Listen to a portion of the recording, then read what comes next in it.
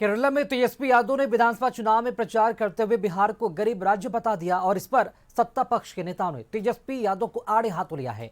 NDA नेताओं ने इसे बिहार का अपमान बताया, तो वहीं आरजेडी और कांग्रेस ने तेजस्वी के बयान का समर्थन किया है।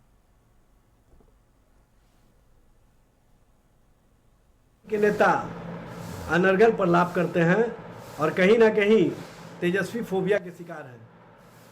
स्पष्ट रूप से बिहार की वर्तमान जो स्थिति है, बिहार में जिस तरह से सरकार ने खजाना खाली कर दिए हैं, बिहार में जिस तरह से लूट मची हुई है, जिस तरह से भ्रष्टाचार है और जिस तरह से सरकार के स्तर से सारे कार्य ठप पड़े हुए हैं और विकास योजनाएं कहीं दिख नहीं रही हैं, विकास के मामले कहीं दिख नहीं रहे हैं, इससे ही स्पष्ट होता है कि बिहार के वर्तमान स्थिति को किस तरह से डबल इंजन सरकार ने पहुंचाने का काम किया है।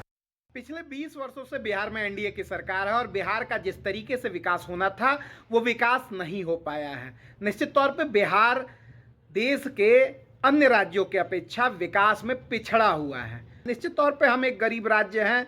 हाँ, इस चीज को एनडीए को समझना होगा और भारतीय जनता पार्टी को समझना होगा, क्योंकि 11 वर्षों से 12 वर्षों से देश में उनका शासन चल रहा है और बिहार में भी उनका शासन चल रहा है। तो ऐसे में उनकी जिम्मेदारी बनती है कि बिहार को वो विकास के राह पे अग्रसर करें।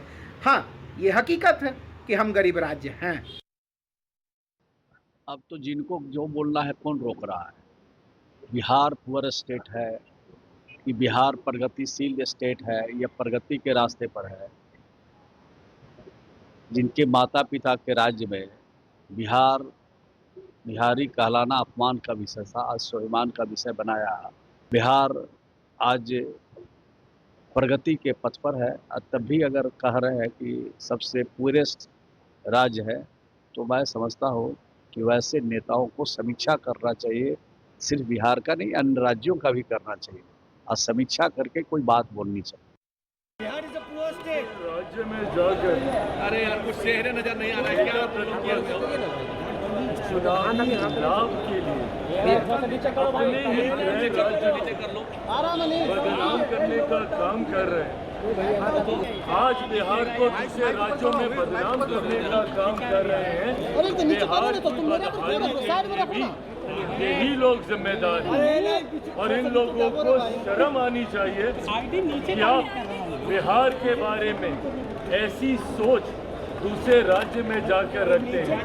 बिहार के लोग भी इन बातों को सुन रहे हैं और उन्होंने इस चुनाव में भी आपके इन्हीं वक्तव्यों और आपके इन्हीं कार्यों की वजह से आपको नकारने का काम किया। तेजस्वी यादव जी को अपने माँ पिताजी के शासन काल को ही बराबर याद करते हैं और इसलिए वो बोले हैं।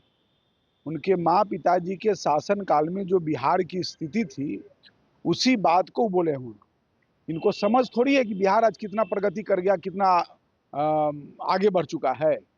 इनको राहुल गांधी का साथ लगने के कारण राहुल जी जब विदेश जाते हैं तो भारत के खिलाफ बोलते हैं और तेजस्वी जी जब बिहार के बाहर जाते हैं तो बिहार के खिलाफ बोलते हैं। तो इनको कुछ समझ तो है नहीं।